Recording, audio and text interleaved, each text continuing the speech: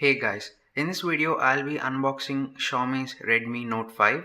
So this is how the box looks like, and on the back we have the specifications of the device. So peeling off the plastic and opening the box, firstly we have a case. So Xiaomi usually doesn't include a case in the box, but it's nice of them to do so. Next we have the phone, which I'll get back to in just a moment. Also in the box we have the documentation, which consists of quick start guide and warranty information, and then we have the power adapter along with the micro USB cable. So here I'm peeling off the plastic, turning on the phone and going through the setup process, during which we will be asked to register our fingerprint. The entire process is quick and easy, and as you can see, the fingerprint scanner works quite well. It's almost instant in unlocking the phone. Next, in terms of storage, this phone has 32GB of internal storage, out of which about 24GB is available out of the box, and it has 3GB of RAM, and unfortunately it is still running Nougat out of the box. Hopefully we'll get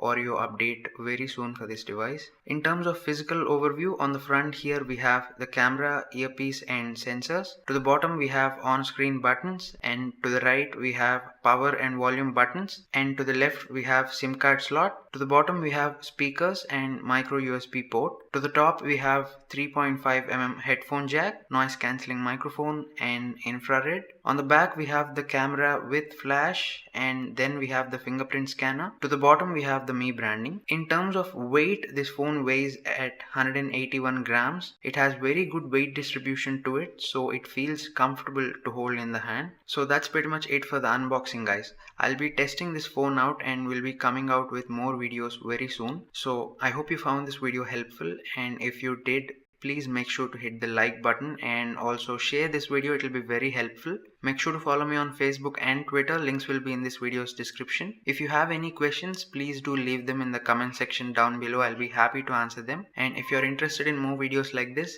definitely make sure to subscribe to the channel. And as always, thanks a lot for watching.